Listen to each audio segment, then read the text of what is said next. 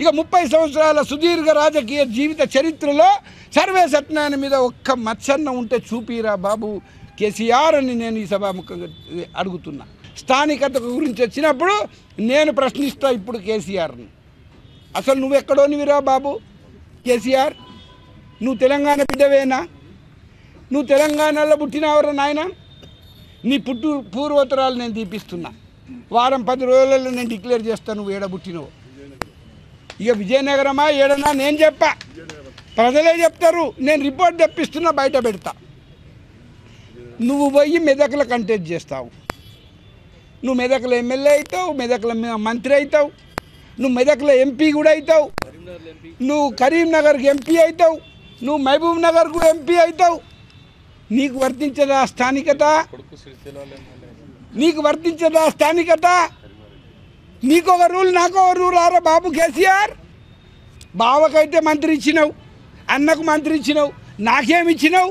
ఉట్టి ఎంపీ ఇస్తే ఏంటంటే నెలకు సంవత్సరానికో 10 కోట్లు తీసుకోపో బిడ్డ. తెలంగాణ బిడ్డలకు బతుకమ్మ ఏందో తెలియదు, నువ్వు 10 కోట్లు తీసుకొని నీ అకౌంట్లో వేసుకో, బతుకమ్మ ఉయ్యాలనుకుంటే తిరిగిపో, అలాగ నేర్పిపో అన్నాడంట. ఆ బతుకమ్మ ఎట్లా? బంతిపూల బతుకమ్మ కాదు, అది పేపర్ కాయిదాలు పెట్టుకొని బతుకమ్మ ఆడుతుంది ఆ తల్లి. అమెరికాలో చదువుకొని ఈడొచ్చి బతుకమ్మ నేర్పిస్తుంది. మా అమ్మలకు, అక్కలకు, మా అమ్మమ్మలకు, మా నాయనమ్మలకు బతుకమ్మ ఆడడం తెలియదా? పాటలు రావా? ఇగో ఇట్లా మోసం చేస్తూ బతుకుతున్నారు. మీ అయ్యా నువ్వు మీ కుటుంబం తలవార్లు దింపిర్రా? మరి నువ్వు ఆడ స్థానికునివా? కరీంనగర్లో ఇవాళ మంత్రి అయినావు. సిద్దిపేటలో హరీష్ రావు ఎమ్మెల్యే అవుతాడు. నేను ఎంపీ ఉన్నప్పుడు ఎమ్మెల్యే ఉండే నాకు కూడా. మరి నువ్వు మెదక్ జిల్లా నివారా బాబు హరీష్?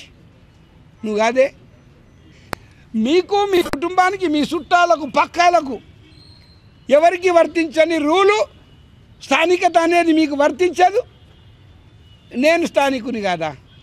కేవలం నేను వచ్చినందుకే కదరా బాబు మీ గుండెల్లో రైళ్లు పరిగెత్తుతున్నాయి.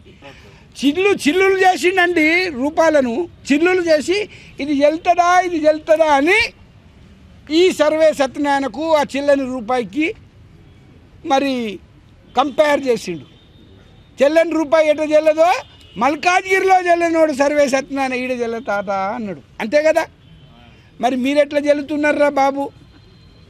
నువ్వు మెదక్ జిల్లా ఓనివి, అక్కడ చెల్లుతీవి కదా.